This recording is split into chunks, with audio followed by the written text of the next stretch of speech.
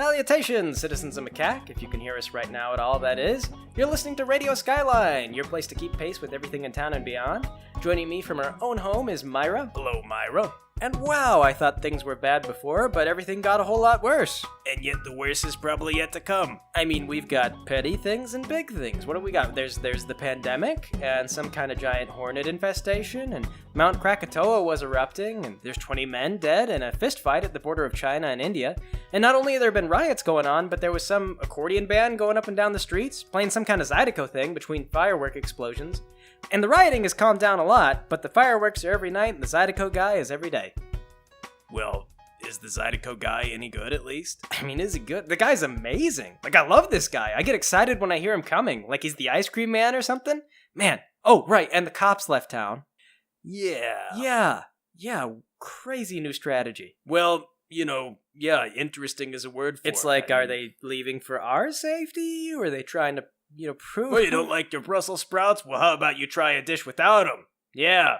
Sooner or later, you're gonna miss all these vitamins, just like your parents said. I mean, people are already laid off because of the disease, so, it's like the riots aren't disrupting work that much, and I guess they sort of are, but anything that gets burned down, well, the banks own everything, and it's all insured, so... On top of that, the banks are getting free loans and everything. In fairness, I've got family friends in the police, and the thing is like 90% of the calls are domestic disturbances, and otherwise they're doing a lot of stuff that, I guess nobody really likes doing.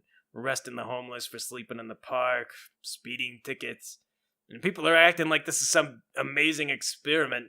Oh yeah, I guess we better talk about the Macaque free zone. Yeah, a bunch of people in Macaque just moved into the city central police building. They cordoned it off, and the 2 blocks around it, and now they're doing I don't know what. Probably drugs. Yeah, drugs, and if I had to guess, some sweet zydeco music. You think your guy plays there? Well, he always starts at one end of the block, and then he heads off in that direction, so probably. I mean, you know what all this has got me thinking? Maybe some people are right, and having more black politicians would solve these problems. Alright, look, I want to bounce off you.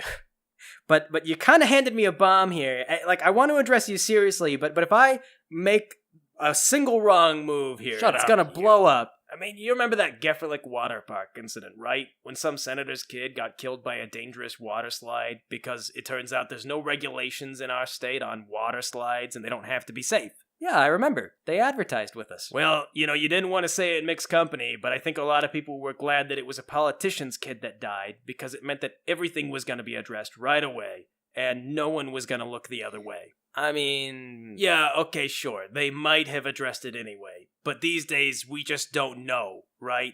It does kind of feel like that sometimes, yeah. So every politician is some selfish, horrible monster, and the only way to get them to help anyone is to make them feel like they're helping themselves. So if you install a few black guys into some key positions, and then you wait, and somebody maims or kills one of their kids, suddenly influential and powerful people are going to be ramming through real reforms. I guess that's one way to think about it, but...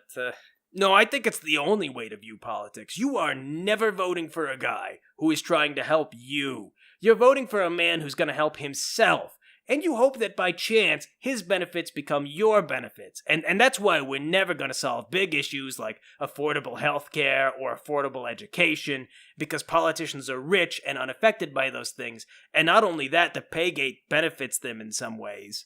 Well, I was going to say we do have politicians that are black, but then they just move into gated communities where they don't really have to deal with that kind of personal threat to their family safety. Yes, and I guess the rich can afford to not be inconvenienced by the rest of the world. And all politicians do wind up rich eventually. So yeah, this falls apart when you realize they can insulate themselves. Yeah, I guess there does seem to be a bit of futility, doesn't there? Oh, hey, we got a caller. Great. They're probably mad. Isn't it time for a commercial? Well, unfortunately, we don't have a commercial right now. Oh, God. Yes, but we do have a commercial later. Well, shoot, take the call. Caller, are you angry?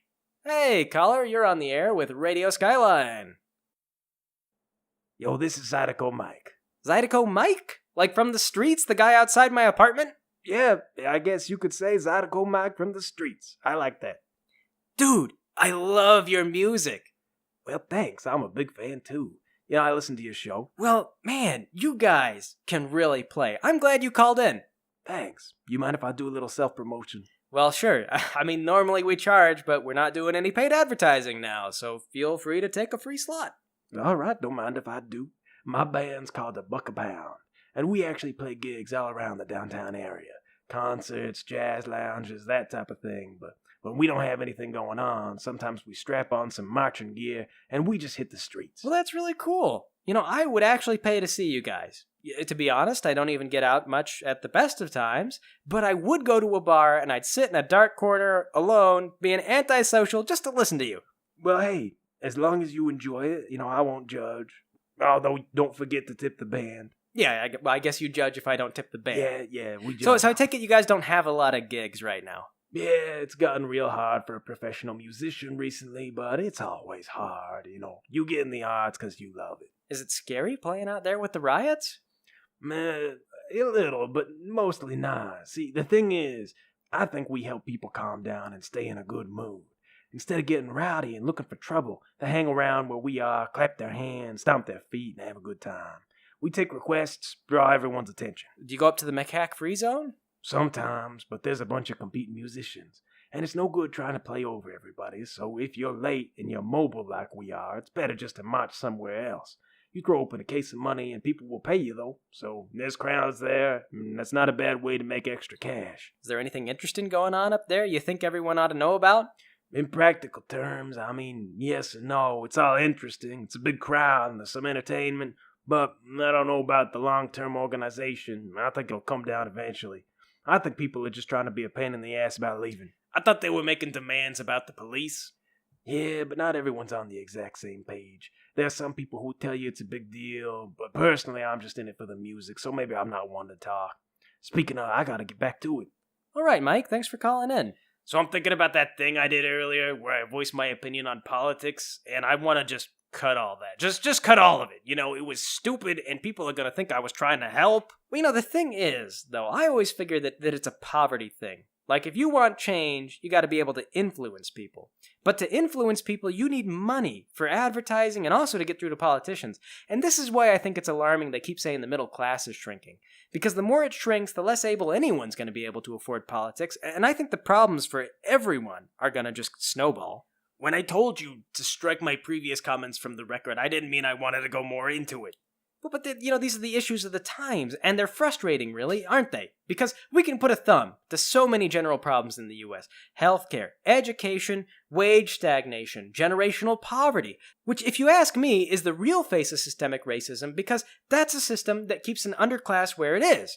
And I'll tell you, that's dangerous to anyone who slips between the cracks. It's not going to just stay one race. Yet somehow, anytime things are brought up, we manage to circle around to asking if the problems really exist at all. And then a partisan divide is drawn where the battle becomes about proving rather than solving. And no matter which side is in power, you'll never really approach solving. You just get these arguments about proofs. Well, for some people, these problems don't exist. I mean, if Bob would provide us with good health care instead of the deductible-ridden garbage that we get... Yeah, but he doesn't. And so that means that that's a problem for us. And it's not a question of whether we have a problem, it's a matter of why.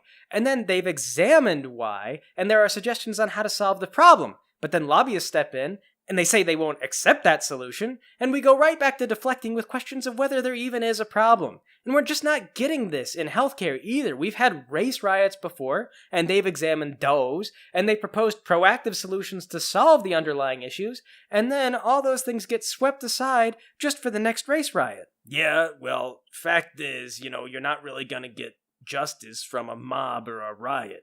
And I'm not saying the mob isn't justified, but I am saying it's not coordinated at the level that the entrenched powers are going to respect. This politics stuff, it's like an ocean. And if you want to seriously navigate these waters, you need an ocean-worthy vessel.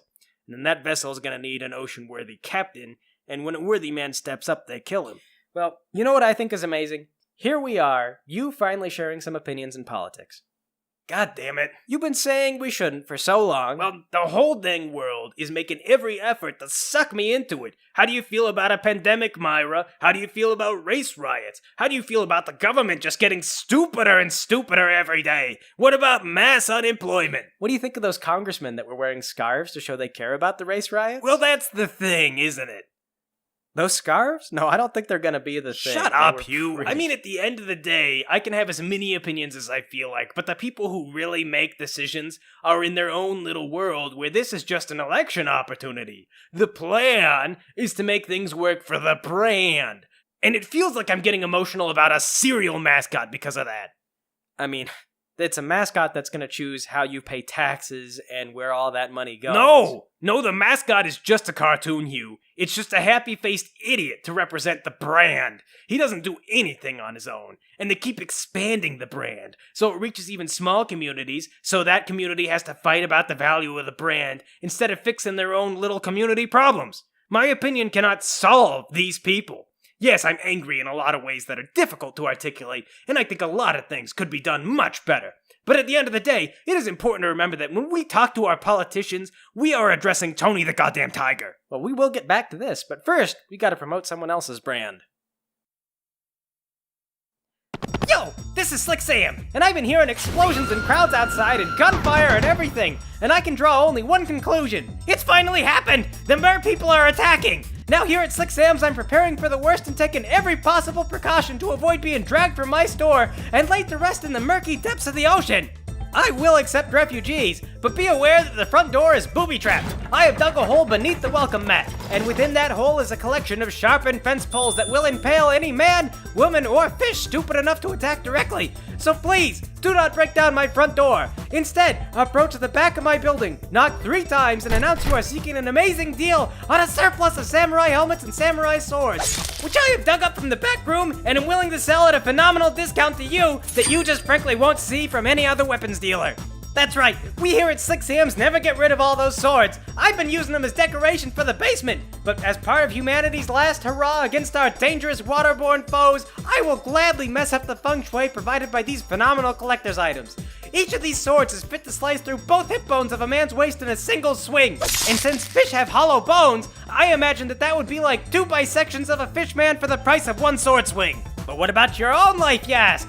Well, if you wear one of Slick Sam's samurai helmets, you can rest your mind easy knowing that your noggin is protected against any and all attacks from tridents, harpoons, piranha grenades, and every other primitive yet non-conventional form of warfare employed by the mer people. And since I assume most of you are wearing armor made of salvaged rubber tires, I guarantee that these stainless steel helmets are better than anything you're wearing right now, and will not stain nor rust. You'll never be able to ask for better head protection until man rediscovers metallurgy.